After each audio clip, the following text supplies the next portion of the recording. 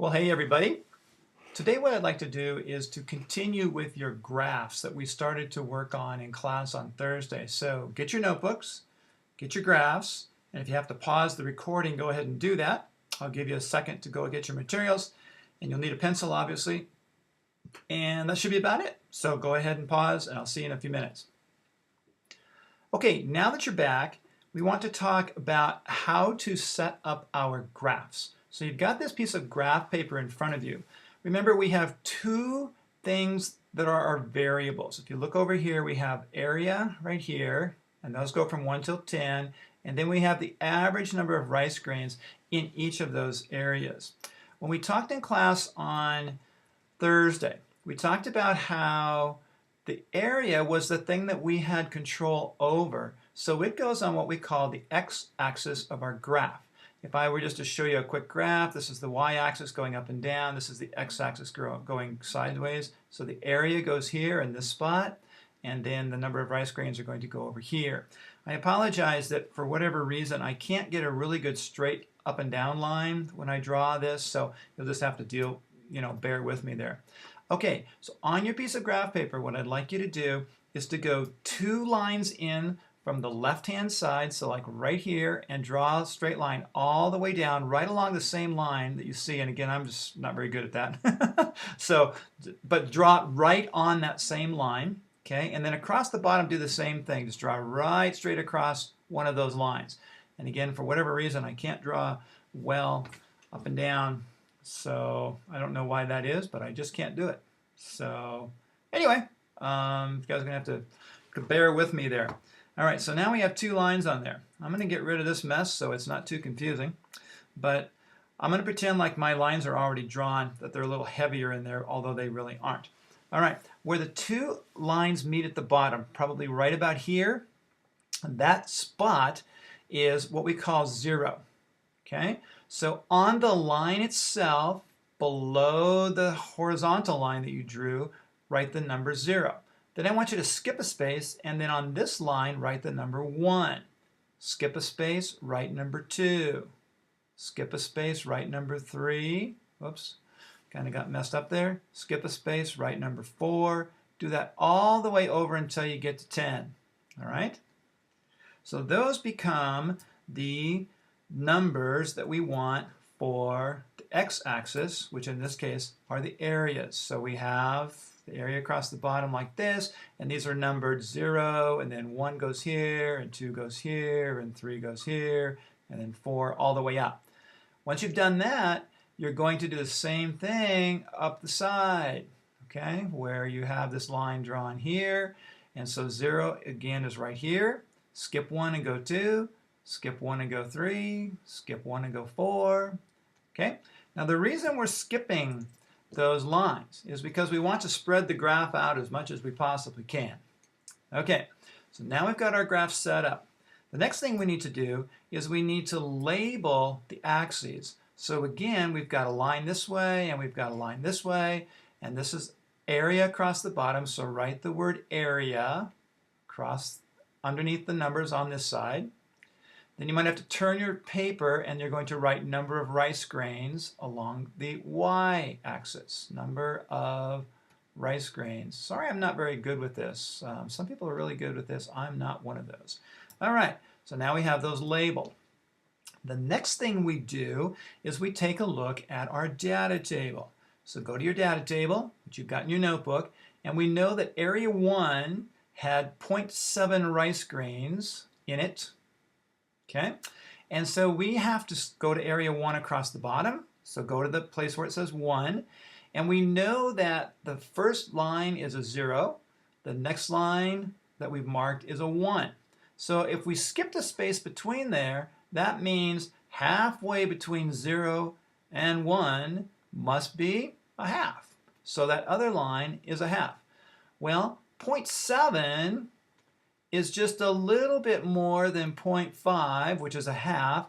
So we would put a dot just above that line. So I'm going to clear all this again. Let's say that this line right here is our 0.5. So that would make 1 right here, 0.5 right there, and 2 right there. These aren't actually, marked in on your graph, but that's the way that works. So this would be 1, or 0, actually, make that one 0, and this would be 1. So if this is our line going up right here, that's number 1. We would go up just a little bit above the 0.5, and we put a dot to represent 0.7. It goes right on the line, okay? And it's just one little single dot. Then we do the same thing for area 2, but in this case we go up 1.2. So let's say that our number 2 is right here along this line. I'm going to follow this line up. There's 1. 2 would be right here. Well, I know that the line in the middle would be 1.5, but the number here is 1.2, so I'm going to go just a little bit above the 1 and put a dot right there. And I'm going to do that for the rest of the numbers over here. So by the time I'm all done, I have 10 dots on this graph. Okay? Everybody good with that? So may have to pause. Go ahead and put all those dots on your graph. So what you're going to end up with now is a graph, something that looks like this, and then you're just going to have dots somewhere scattered around on this particular graph. I don't know exactly what it's going to look like. It may look like that one. It may look different. The next thing we need to do is we need to take a look at those those dots. Let me put another one of these down here. And when we do that, what we want to do is we want to ask ourselves one of two questions. Do the dots seem to line up in a straight line, basically, or do they seem to line up in what we call a smooth curved line? All right? So in this particular case, let's take, I should not have done that. I wonder if I can undo that. I cannot. So let me go back and see if I can build another one of these. So I've got this one here and this one here. So I've got some dots kind of scattered up, and my dots kind of tend to be lines, but that's okay. We can do that. So I've got some dots up here. And I say, basically speaking, could there be a straight line right here, or could there be a smooth curved line? So a straight line obviously is like that. Smooth curved line could be this way. It could be this way. It could do something like this. That's fine. But it needs to be smooth curved. So take a look at these dots. If I were to take a ruler and lay it along here, is it possible that I could get a straight line? And the answer to that is actually with these dots is yes. Now, that doesn't mean that the line will go through every dot. But if I draw a line like this, I notice that I have this line that's below the line, about that far. This line that's above the line, about that far. They kind of average each other out. So this is what we call a line of best fit. You can write that down. Line of best, B-E-S-T, fit, F-I-T. And in this particular case, it is a straight line. Okay? It's also possible that you could end up with a line of best fit that's actually a smooth curved line. So let's do this one right here. Let's say we've got some dots that do this. They come down here, they do this, they do this, they do this. And you say, well, I can't draw a straight line through that. It's not going to work, but I could do a smooth curved line. It starts up here, comes down along this way. I didn't hit the lines, but hit the dots, but that's okay. It gives you an idea that in this case, the line would be a smooth curved line.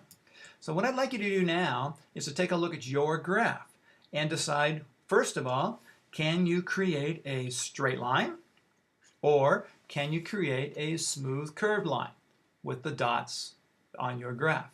Okay, so go ahead and draw the best line. Now when you do that, don't try to connect every dot. Put the dot a little above the line or a little below the line, so you average things out. So you never have a graph that looks like this, where it's dot to dot to dot. You never do that. You always look for a smooth curved line or a straight line. Okay, so once you've done that, you're good to that point. Then the last thing you need to do is you need to put a title on your graph. So here's our graph right here. We now have some kind of a line in here. Let's just say it's a line that looks like this. I don't know what it is, but let's say it is. In this space right here, you need to put a title for your graph. And so in this case, it would be Rice Basketball, or whatever you want to make sure that you have a title. So go ahead and do that. What you need to do then for class on Thursday is come with your graph already done. And that should get you there. So if you have questions, please be sure to write those in your notebook and then we'll talk about those on Thursday. On Thursday, the first thing we're going to do is to present the arguments for the best paper towel, and then we'll come back to this graph activity. All right, see you next week. Bye.